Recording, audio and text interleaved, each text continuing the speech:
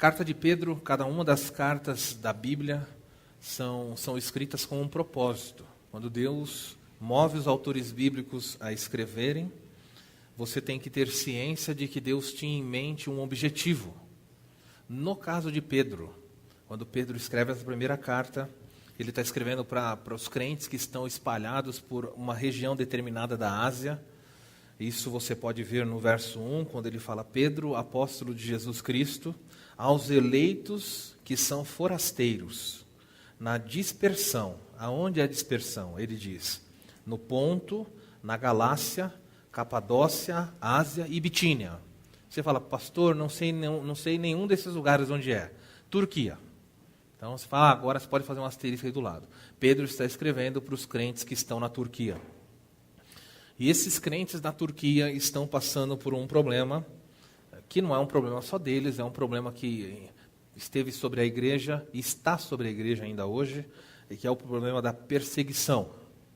A igreja, talvez você pense, no Brasil não é tão perseguida. Ela é perseguida. A perseguição no Brasil é um pouco diferente.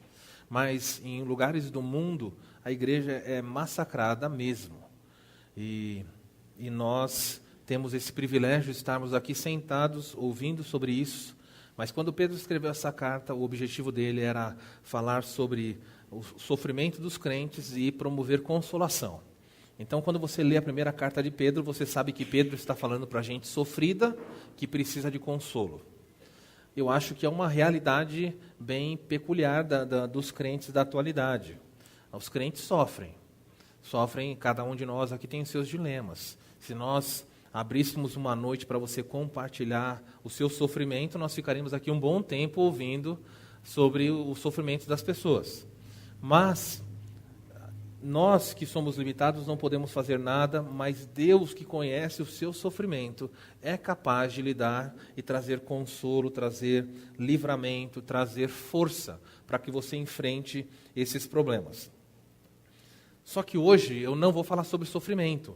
Não fica muito legal, né? No primeiro culto do ano, vamos falar sobre sofrimento, dor. Então hoje eu quero falar sobre algo bom. Não que sofrimento é ruim, aí está complicando, né? Mas hoje eu quero falar sobre algum aspecto dessa carta aqui. Quais são razões, motivos para nós louvarmos a Deus? Pedro vai escrever, e eu vou me concentrar um pouquinho no versículo 3 até o verso 9.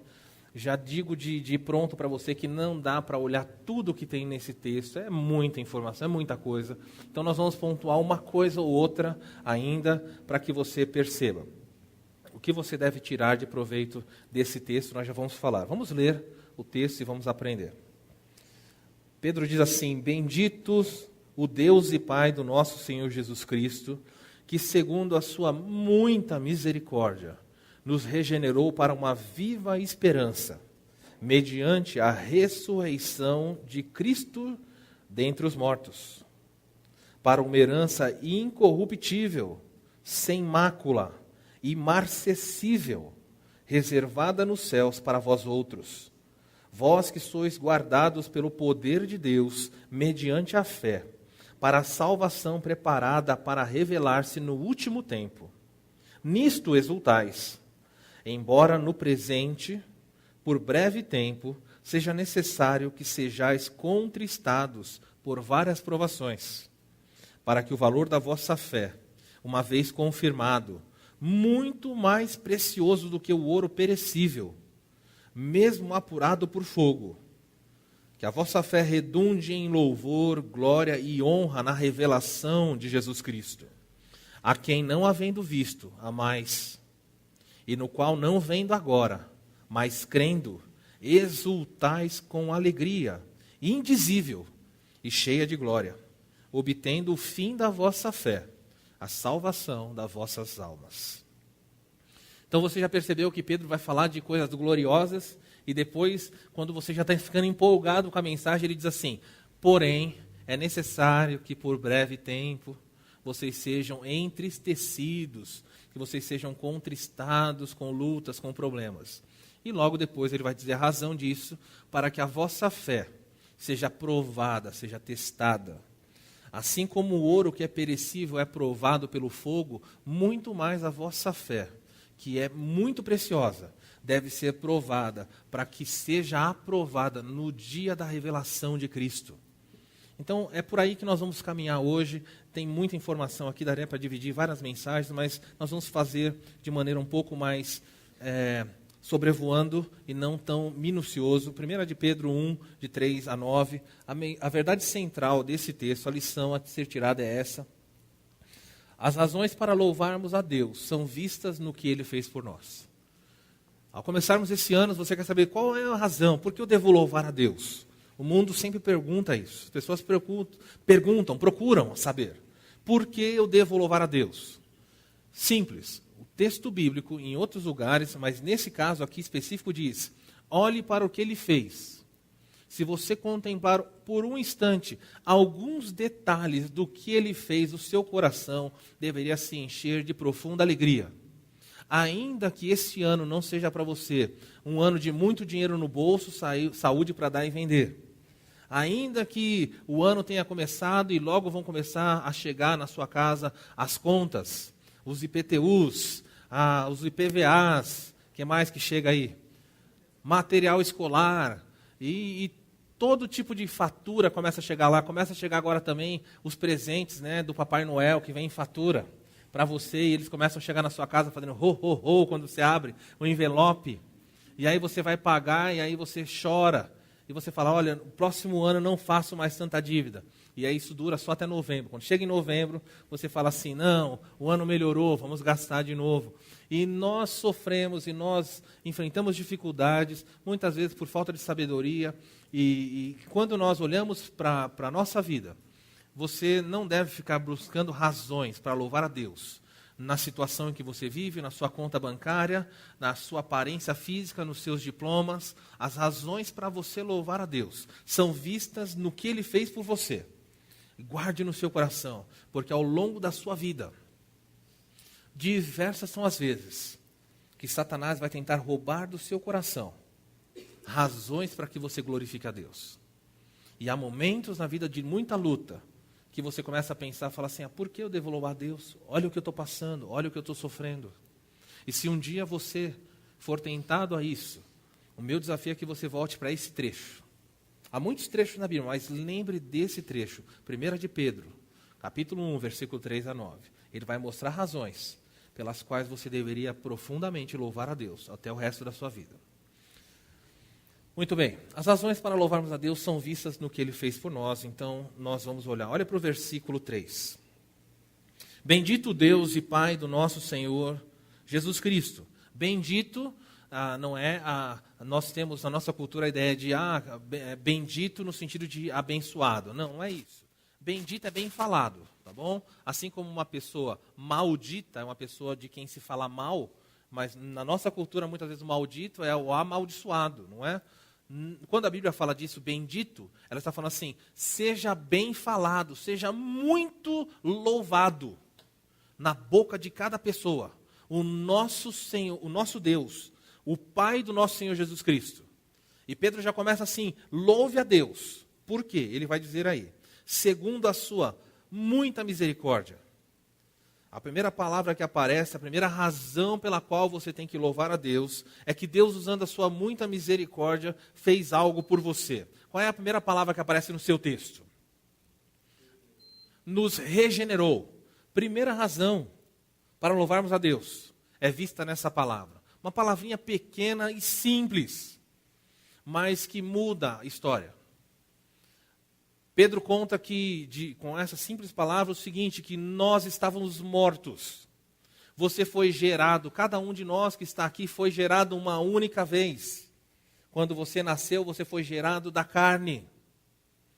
E quando foi gerado da carne, você já nasceu neste mundo inimigo de Deus, separado do seu Criador. Você nasceu em inimizade, em guerra com o autor da vida. Você nasceu debaixo da ira de Deus. E Pedro diz que algumas pessoas, não são todas, algumas pessoas que foram alvos da muita misericórdia de Deus, experimentaram um novo nascimento, uma regeneração. Alguns foram gerados da carne. E outros foram gerados da carne e futuramente, em algum momento da vida, gerados do Espírito. Quando Jesus estava conversando com Nicodemos certa vez, ele disse: quem nasce da carne é da carne. Está sujeito aos problemas da carne, está condenado. Mas quem nasce do Espírito, esse sim é destinado ao reino dos céus. De modo que ao iniciarmos esse ano, você precisa perguntar para você, de pronto: como vai ser esse ano? Será você alguém regenerado ao viver esse ano? Será você alguém nascido apenas da carne viver esse ano? Você já parou para pensar o quanto isso é significativo? Você estava morto e levantou. No dia da virada do ano, eu compartilhei com alguns de vocês, estava indo para casa e eu passando por um dos lagos aqui da cidade. Uma tragédia aconteceu, 3 jovens entraram no lago para nadar e eles tentaram atravessar o lago. Enquanto atravessavam o lago, a informação que eu tenho é que eles sabiam nadar, mas eles tiveram cãibra. Decidiram atravessar de um lado ao outro e no meio do lago foram acometidos por cãibra. E um com cãibra, o outro tentando socorrer, e aconteceu que 2 se afogaram. Quando eu cheguei perto para ver a situação, havia um carro do SAMU, havia 2 carros do bombeiro, e a única coisa que eu via de longe, uma multidão em volta daquele carro, mas um jovem lá dentro e um bombeiro em cima do jovem com todo vigor, fazendo uma massagem cardíaca, tentando trazê-lo de volta à vida. Sei que um dos jovens morreu, o outro foi levado para o hospital, e também a informação que eu tenho é que morreu também. E naquela noite de virada de ano, pelo menos 2 famílias foram surpreendidas com uma notícia terrível. Mas eu quero que você pense por um instante, que você fosse aquele jovem no lago, e você fosse apanhado de surpresa no meio de uma adversidade que coloca a sua vida em xeque. E finalmente, quando você não tem mais forças, você afunda e você fica imaginando como alguém que se afoga vê o mundo, vê a percepção naquele momento. Ele começa a se afundar e ele começa a ver a luz sumindo e ficando mais escuro porque o corpo dele está indo em direção ao fundo do lago. E finalmente a pessoa fica desacordada e dentro de alguns momentos ela vai morrer. O que você sentiria se de repente você acordasse com alguém fazendo massagem cardíaca em você?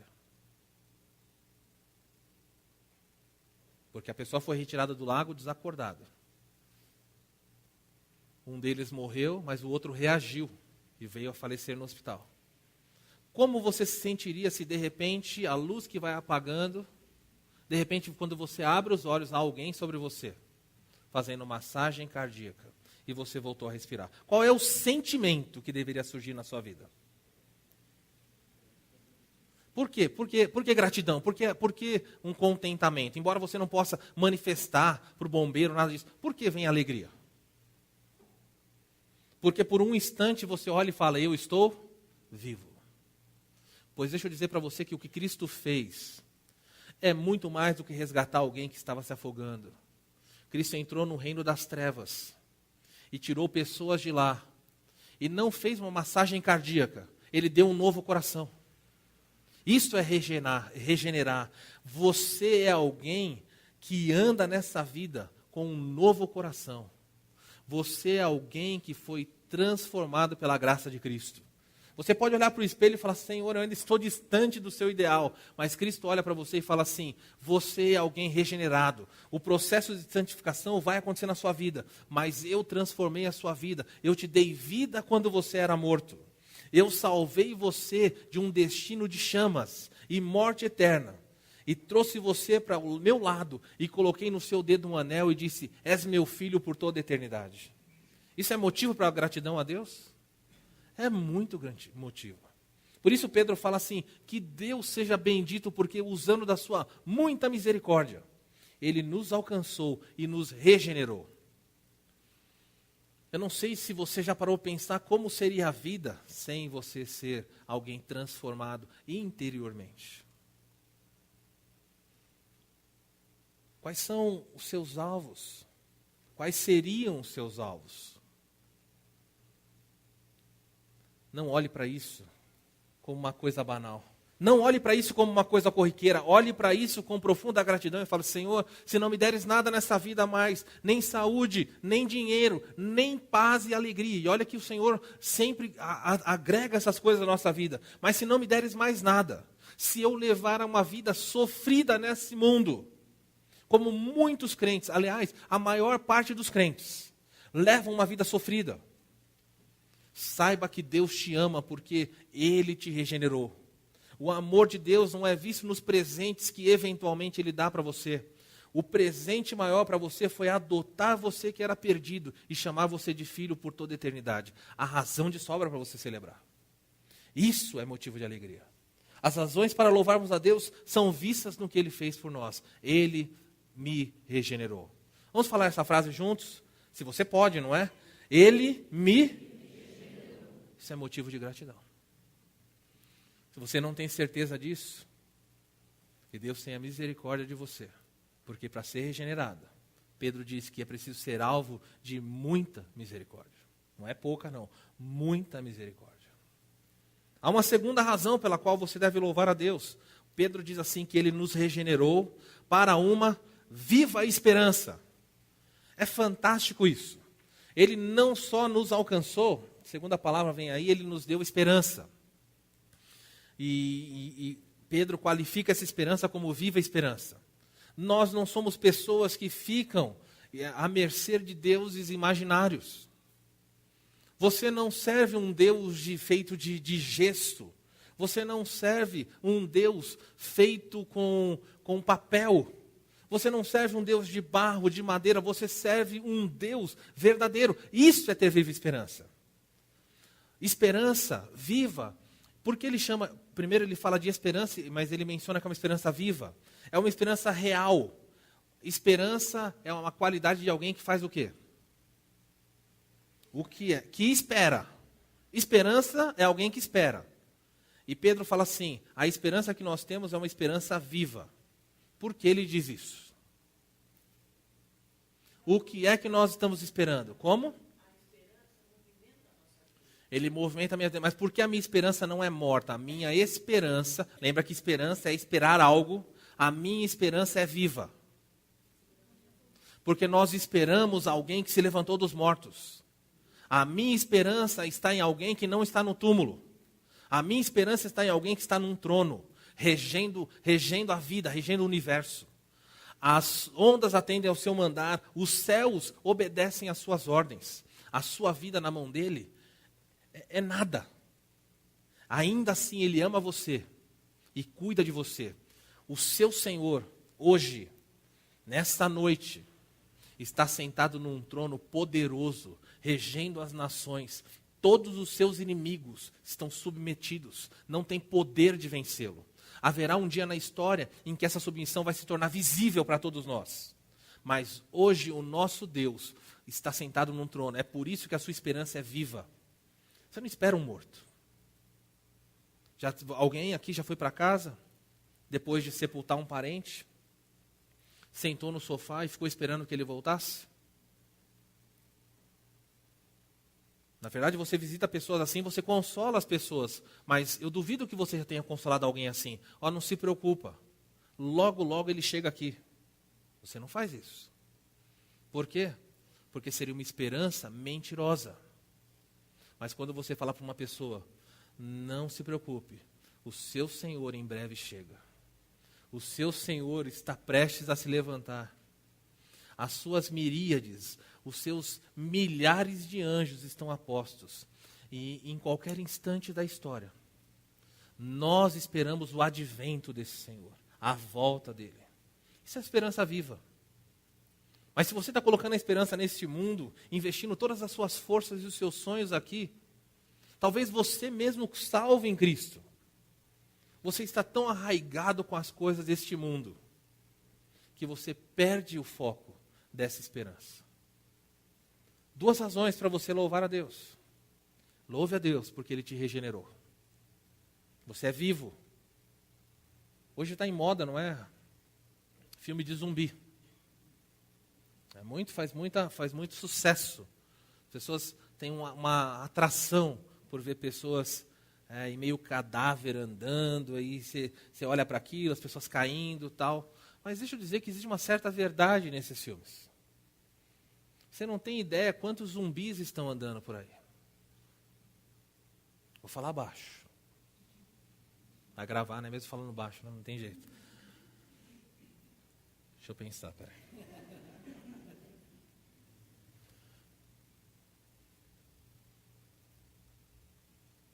Espera.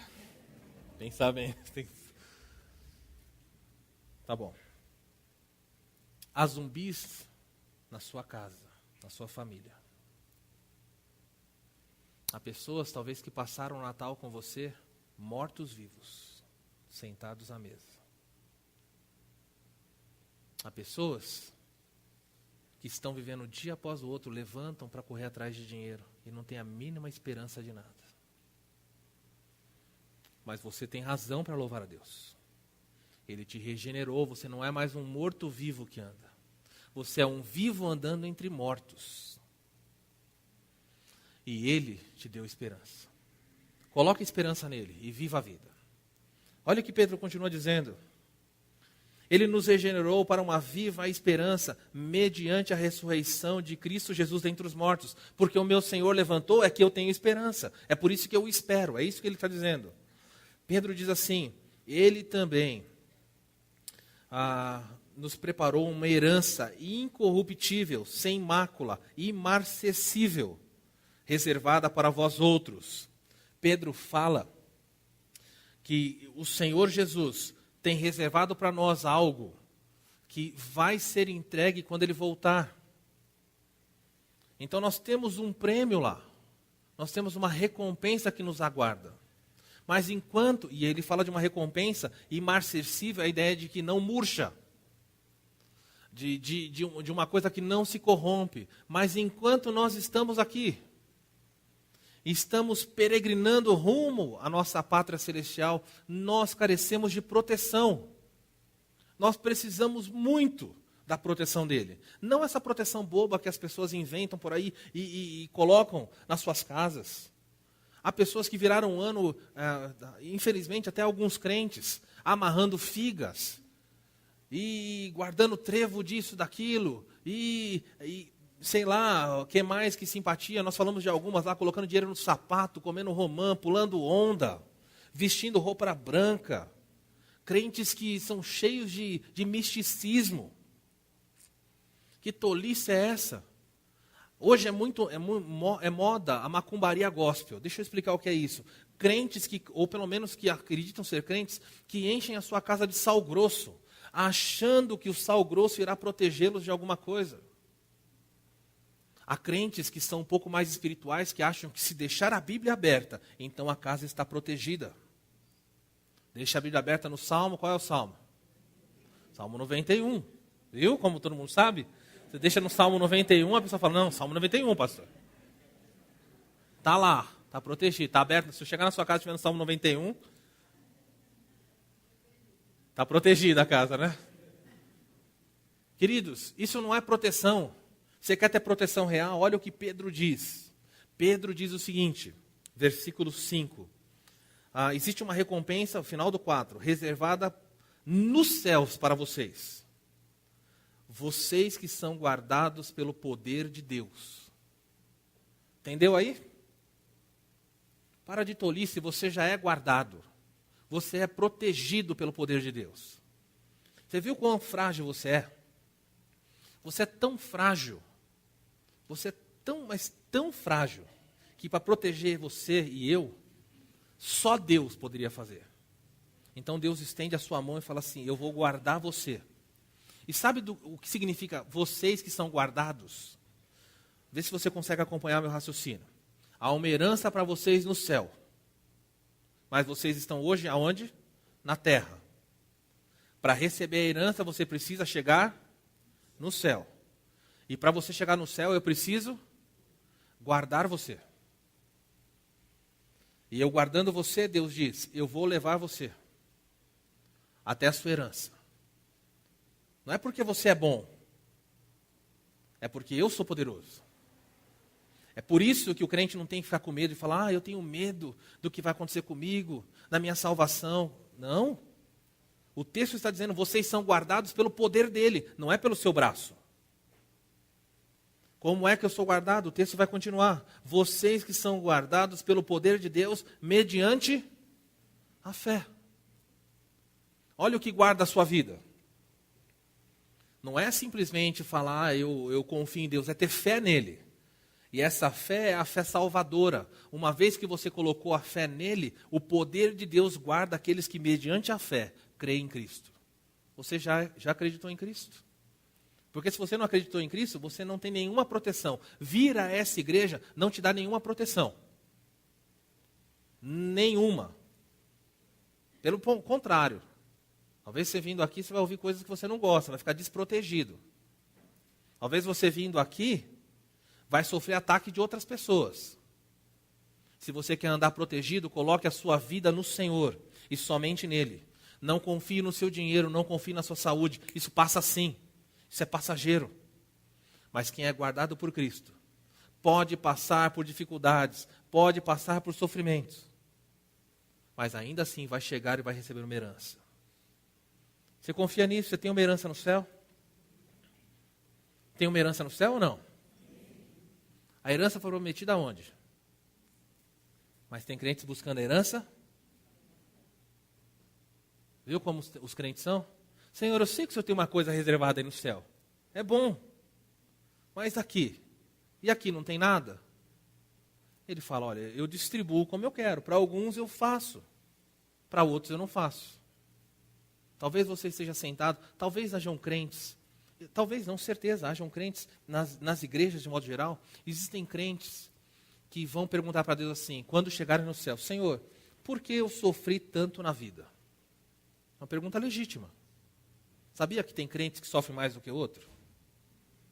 Tem crentes que levam uma vida, muitas vezes, que são abençoados, recebem de Deus saúde, longevidade.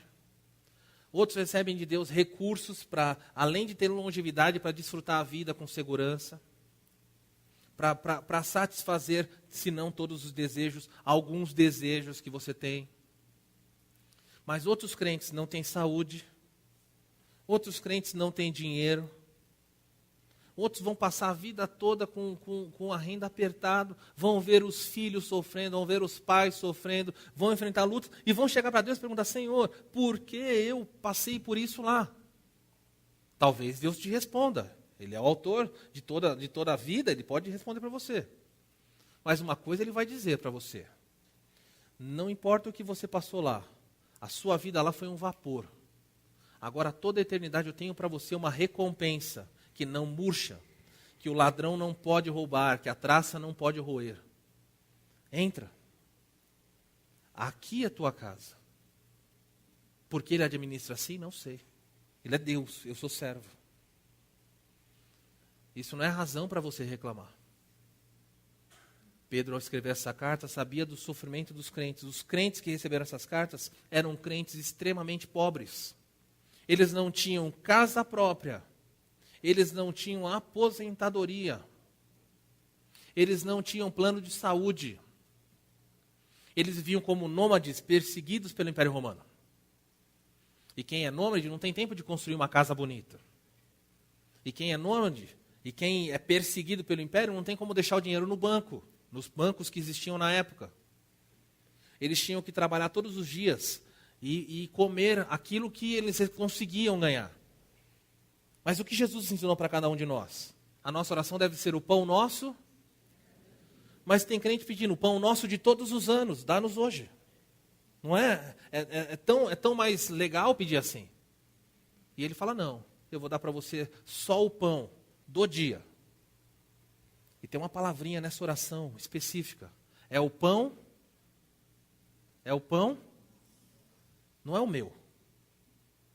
Então, mesmo quando você pede só para si, mesmo um pãozinho, Deus fala, o pãozinho que eu vou te dar é nosso. Distribua. Mas é tão pouco, Deus. Eu sei, fui eu que dei, distribua. Você não faz isso na sua casa? Eu espero, imagino. A dona de casa tem um bife só para fazer no almoço. Tem uma família com 12 filhos. Tá ruim, né? Vamos piorar. 12 filhos, adolescente. Piorou. Agora, nossa, agora... Sorteio, né? Algumas casas vivem como aqueles... Vão experimentar viver como aquele desenho do Pica-Pau.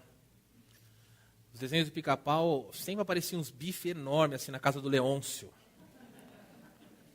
E aí ficava, um pegava, roubava o bife para lá e corria, e aquela bagunça toda. E no final, um ou outro acabava com o bife e comia todo aquele bifão enorme. Mas eu tenho certeza que se na sua casa tiver um bife só e tiver 12 filhos, é muito provável que você faça a partilha daquele bife. Que você divida. É capaz de você dar até um pedacinho da gordura para o cachorro. Você conseguir fazer isso. Sabe por quê?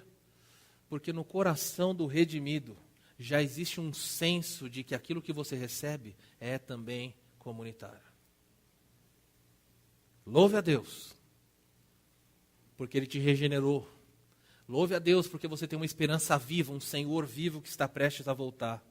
Louve a Deus, porque Ele protege você nessa vida. Haja o que houver, sofra o quanto sofrer, Deus conduzirá você até aquele dia, pelo seu poder. Isso é muito motivo de louvor. Pedro continua dizendo assim, verso 5, vocês são guardados pelo poder de Deus, mediante a fé, para a salvação preparada a revelar-se no último tempo. Então você que sofre, Pedro está dizendo, existe uma salvação reservada para o último tempo. Chegará lá. Crentes morreram esperando isso, e ainda crentes morrem esperando isso. Essa salvação será dada. Verso 6, Pedro fala assim, nisto exultais. Nisto vocês devem celebrar. O que é esse nisto? Essas três coisas que ele falou. Exultem nisso. Mas Pedro traz uma notícia agora. Embora, no presente, o que diz aí no seu texto agora? Depois de no presente. Por breve tempo. Qual é o contraste com o breve tempo? Bom, vou fazer isso não. Ele está dizendo para nós o seguinte, o sofrimento é breve, a recompensa é eterna. Você escolha. Existem duas maneiras de viver a vida. Aqueles que sofrem brevemente, se Deus assim quiser, e desfrutam de paz eterna. E há um contraste com aqueles que desfrutam de paz breve e o sofrimento eterno. E nós temos que lidar com essa situação. É claro que nenhum de nós deve pedir para Deus, Senhor, olha, eu quero sofrer bastante nessa vida. Não, não peça isso não. Peça para Deus livramento, peça para Deus saúde, peça para Deus paz. Ore nesse sentido. Mas se ainda assim o Senhor Jesus permitir que você passe por isso, Ele ama você tanto quanto ama aquele a quem Ele dá saúde, recursos e tudo mais. O amor dele é o mesmo.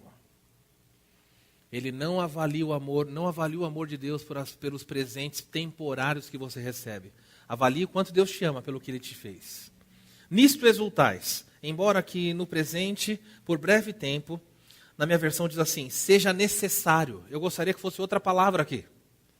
Mas Pedro diz assim, é necessário que vocês sejam entristecidos com várias provações. Entenderam o que ele está dizendo aqui? Não é uma opção, é necessário que existam provações na sua vida. E ele diz uma razão, Deus faz as coisas sempre com propósito. Então, escuta você que hoje veio aqui e tem anos de sofrimento. Você que tem, quem sabe, uma vida de sofrimento. Escute o que Deus está dizendo para você. O sofrimento na sua vida não visa destruir você. O sofrimento na vida do crente serve para o seguinte, verso 7.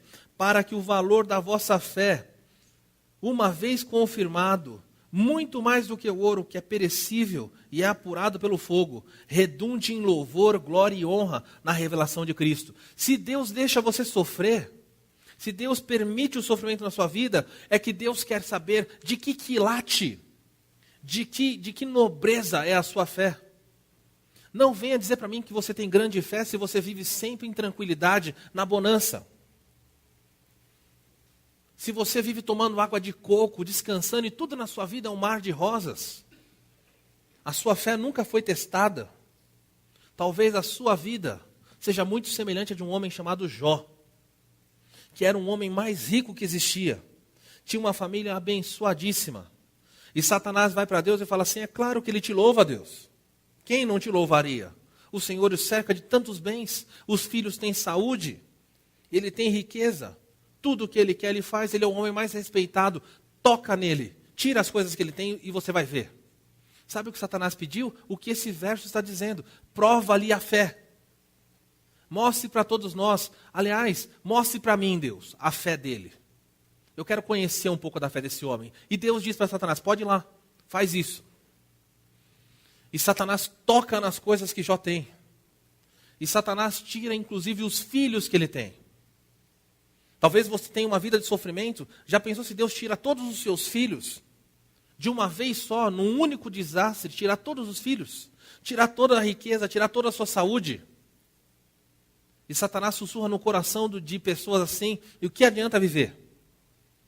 E o texto fala que Jó se prostra e adora, e em tudo isso ele não peca. Ele diz assim, o Senhor Deus deu, o Senhor Deus tirou, bendito seja Deus. Então você pode orar do mesmo jeito. Talvez você não possa dizer, o Senhor deu e tirou. Talvez você possa dizer, o Senhor nunca me deu, bendito seja Deus. Porque Ele faz tudo o que lhe apraz, e Ele faz sempre o melhor para a minha vida.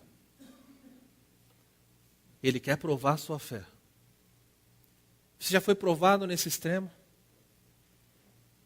Talvez você fale, não, mas já foi provado um pouco.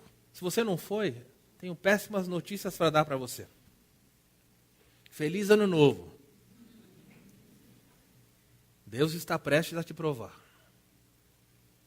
Senhor, ouve a minha oração, prova os crentes daqui. Ih, pastor, não pede isso não. Prova sim, Deus. Eu gostaria de ver crentes aqui de quilate. Quer continuar vindo? Que Deus nos prove. Que Deus descubra aqui crentes de verdade. Crentes que estão na alegria, crentes que o servem na bonança, no sofrimento, que saia da sua boca, bendito seja Deus pelo que Ele faz. É necessário isso. Pedro falou, mas lembre que é por breve tempo. Nisto exultais. Se alegre porque é breve, é passageiro. Mas Ele vai provar você. Se você quer ser crente, saiba disso. Se você não quer ser provado, não seja crente. Não creia em Cristo. A salvação tem um custo, falamos isso hoje pela manhã, tem um preço a ser pago. E vai pagar. Para alguns um preço mais alto, para outros não. Mas há sempre um preço. Olha como Pedro vai terminar. Faça isso, ele diz, para que o valor da vossa fé, que é muito mais preciosa do que o ouro, que é perecível, e o mesmo ouro é apurado pelo fogo, que a vossa fé redunde em louvor, glória e honra na revelação do nosso Senhor Jesus Cristo. Pedro está dizendo que há um dia na história em que a sua vida, a maneira, o que vai sobrar depois da provação, vai redundar em louvor e em glória a Deus.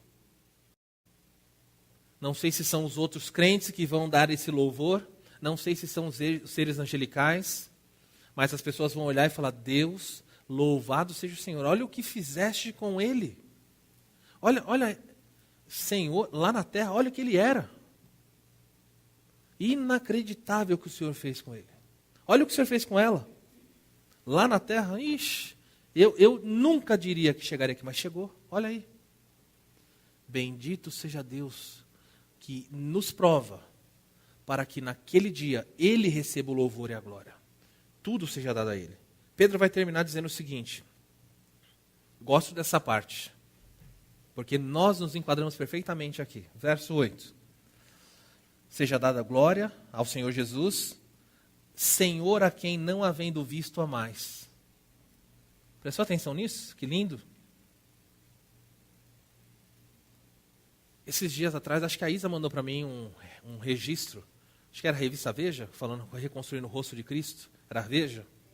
Revista Época. Revista Época falou, olha, este aqui é o mais provável rosto de Jesus. E já teve tantos prováveis rostos de Jesus, gente. Já tem até Jesus japonês, não sei como eles... mas tem.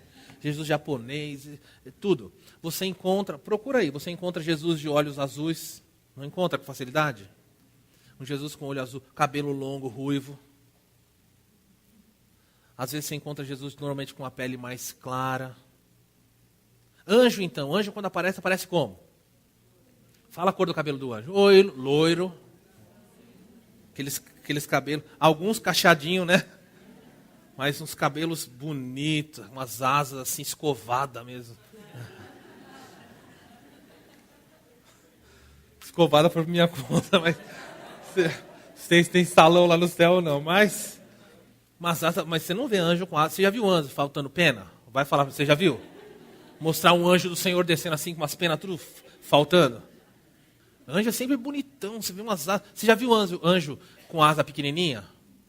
Anjos têm umas asas assim poderosas. Você olha e fala, nossa, é grande. E essas caricaturas que passam para nós, do Senhor Jesus, dos seres angelicais. Pedro vem e fala assim, vocês amam aquele que vocês não viram. Nisto está a glória de vocês. Vocês são capazes de amar algo que vocês nunca viram. E, gente, se é difícil amar... Deixa eu pensar de novo. Peraí. Se é difícil você amar o que você vê, se é difícil você amar aquele ou aquela que está ao seu lado, se é difícil você amar aquele ou aquela que você fez um voto público, se é difícil você amar os seus filhos, dá trabalho, de vez em quando você não ama não, eu sei como é. Filhos, se é difícil amar os seus pais, tem pai que é inamável, será que existe essa palavra? Tem pai, tem filho que fala, não dá. Se é difícil você amar as pessoas que estão à sua volta e você vê, Pedro fala assim, haverá glória e louvor a Deus, porque vocês amam aquele que vocês não veem. Como chama isso? Fé. Então louve a Deus por amar alguém que você não viu. Mas presta atenção, você verá. Você o verá. Eu fico imaginando como será aquele dia no céu. Quando todos chegarmos lá. Eu quero falar com Jesus pessoalmente, quero ter um tempo com Ele. Não sei como vai ser. Não sei. Mas, gente, bater um papo com Ele. Mas eu fico pensando também, quando eu encontrar, estiver face a face com Jesus, for minha vez na fila e a pessoa da frente sair, e Jesus abrir os braços, e eu olhar para o rosto dele, e ver, não é japonês, não é nada disso, olhar e falar, olha. Eu fico imaginando o que eu vou dizer para esse Senhor. Há uma canção que diz assim, eu só posso imaginar. Será que eu vou me ajoelhar? Será que eu vou começar a chorar na frente dele? Quando ele estender as mãos e eu ver os ferimentos nas suas mãos? Que glória será aquele dia? Se você contemplar só esse instante da salvação. Não o que vem depois, a festa que vem depois. Só um encontro. Quando você sentir Jesus abraçar você nos seus braços. E falar, seja bem-vindo a casa. Pensa nesse instante que você estiver nos braços de Jesus. E tente lembrar do sofrimento que você tem agora. Poeira. Você vai reclamar para ele e falar, Senhor, tive muita artrite na terra, muita artrose. Senhor, sofri, não tinha casa própria. Você não vai falar nada. Eu imagino que nesse auditório, quando nós nos encontrarmos com o Senhor, embora muitos de nós digam, como eu falei, eu quero falar com Cristo. eu acho que haverá um silêncio, um absurdo silêncio. Se ouvirmos algum som, será o som do soluçar de pessoas que, sem palavras, não conseguem emitir som e palavras a esse Senhor. Olha como Pedro termina. A quem não havendo visto a mais, e no qual não vendo agora, mas crendo. Você precisa crer nesse Senhor. Quer desfrutar desse momento na história? É preciso crer. E aí Pedro fala assim, você não viu e o ama, e mesmo não vendo agora, mas crendo. Pedro diz, no meio do sofrimento de vocês, exultais com alegria indizível, cheio de glória. Olha como ele termina. Obtendo o fim da vossa fé. Obtendo o fim da vossa fé. Qual é o final da nossa fé? Isso é razão para você louvar a Deus? Pare por um instante, o ano está para começar. Coloque todos os seus sofrimentos, as suas lutas da vida toda, ou desse ano que passou. Pegue esses problemas. Eles são pulgas. Eles são cinza aos pés do momento em que Cristo vai falar, bem-vindo à casa. E toda a eternidade você vai desfrutar e louvar a Deus pelos benefícios que Ele fez. O sacrifício de Cristo. Então fará sentido para você, porque aqui muitas vezes não faz. Baixe sua cabeça um instante, vamos orar.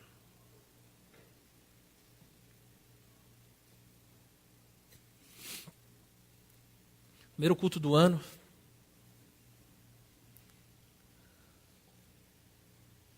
E Deus te trouxe aqui nessa noite para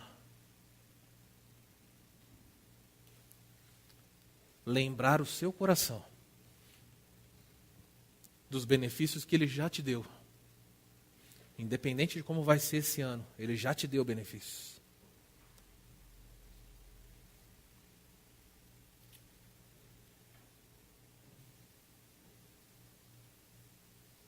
Já pensou como agradecer a Deus o que Ele fez por você?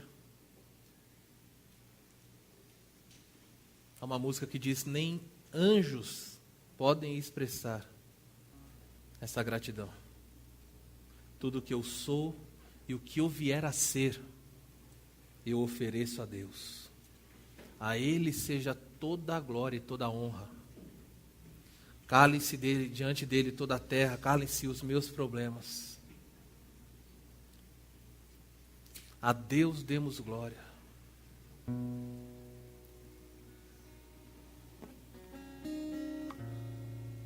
Vou dar para você alguns instantes para dizer para Deus o que na verdade é indizível. Diga no seu coração: Senhor, eu não compreendo todos os benefícios envolvidos no que eu ouvi hoje, mas eu quero te louvar por ter regenerado a minha vida, por ter invadido as trevas e por amor chamado o meu nome. E no dia que o Senhor fez isso, Deus, eu me levantei do meio dos cadáveres deste mundo perdidos e eu caminhei em direção à luz. E hoje, ao estar nessa luz, eu nem sei como te agradecer. Mas se eu posso dizer uma coisa, Senhor, eu quero dizer em alto e bom som com o meu coração: toda a glória seja tua, nesta vida e por toda a eternidade. Que o sofrimento, que as lutas possam verificar que eu sou verdadeiramente um salvo. Que a minha fé seja aprovada e aprovada.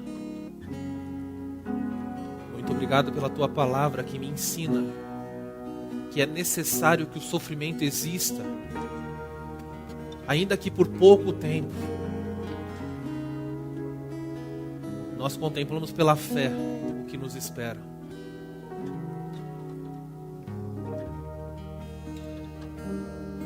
enquanto esse dia não chega e nós não nos depararmos face a face com Jesus, nós queremos viver para Ti a cada dia. Senhor, eu quero seguir a Tua vontade, não a minha. Que nesse ano as nossas vontades estejam em segundo plano. E se ao fazer isso redundar em algum louvor, em algum mérito, seja dado ao meu Salvador. Sem Ele, nada disso seria verdade na minha vida. Com o sangue precioso naquela cruz, o Senhor me salvou. Com o seu poder, o Senhor transforma vidas, regenerando. Não só salva, como preserva até o dia em que vamos nos encontrar. Ó Senhor, a Deus e ao Teu Filho Jesus seja dado toda a glória pelas inúmeras bênçãos sem fim. Essa é a nossa oração. Ajuda-nos a lembrar sempre disso. Eu oro em nome de Jesus.